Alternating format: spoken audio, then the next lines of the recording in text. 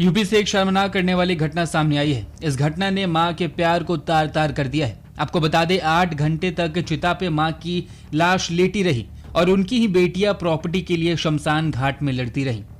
मथुरा में बेटियों ने मां के अंतिम संस्कार से पहले ऐसी हरकत कर डाली है जो बेहद ही शर्मनाक है।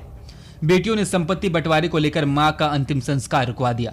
3 बेटियां इसके लिए शमशान घाट पर ही झगड़ने लगी। जिस वक्त तीनों बहनों में झगड़ा हो रहा था, उस वक्त मां का शव चिता पर रखा हुआ था। लगभग 8 से 9 घंटे तक ये विवाद चलता रहा। इस दौरान पुलिस भी शमशान घाट पहुंच गई। उन्होंने भी तीनों को समझाने की कोशिश की थी। पुलिस और रिश्तेदारों के काफी समझाने पर तीनों के बीच सहमति बनी और मां की चिता को मुखग्नि दी गई। इसी बीच अंतिम संस्कार की प्रक्रिया पूरी कराने आए पंडित जी को भी 8 बार आना जाना पड़ा था। अब आखिर में पूरा का पूरा मामला क्या था, ये आपको बता देते हैं।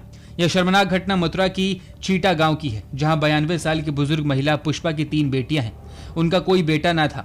पुष्पा के पास करीब 3 बीघा जमीन थी। इसमें से 1.5 बीघा जमीन को बेच दिया गया था। अब बाकी 1.5 बीघा जमीन को लेकर तीनों बहनों में विवाद चल रहा था। रविवार को पुष्पा की बीमारी के चलते मौत हो गई।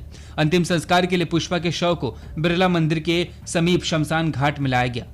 अंतिम संस्कार में मृतक की 3 बेटियों में से 2 बेटियां सुनीता और शशि शमशान घाट पहुंच गई।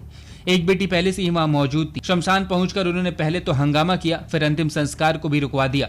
वह जमीन के बंटवारे को लेकर झगड़ने लगी। लोगों ने उन्हें समझाने की बहुत कोशिश की, लेकिन वह नहीं मानी। बाद में पुलिस को बुलाना पड़ा। पुलिस की मौजूदगी में रिश्तेदारों ने तीनों बेटियों के बीच सुलह समझौता कराया। तब जाकर करीब 8 घंटे बाद बुजुर्ग महिला की चिता को मुखग्नि दी गई।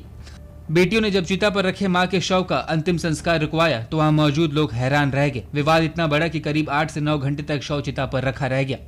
आपको बता दें, इसी बीच खबरें ये भी आ रही है कि जो सबसे बड़ी बेटी थी उसके पास मां रहा करती थी। मां की सेवा और देखरेख बड़ी बेटी किया करती थी, इसलिए मां ने मरने से पहले अपनी जमीन उसके नाम कर दी थी। अब बाद में अंतिम संस्कार के बीच दोनों बेटियों को पता लगा कि मां अब नहीं रही, तो वो मां के लिए नहीं बल्कि उस जमीन के लिए उससे लड़ने आ गई।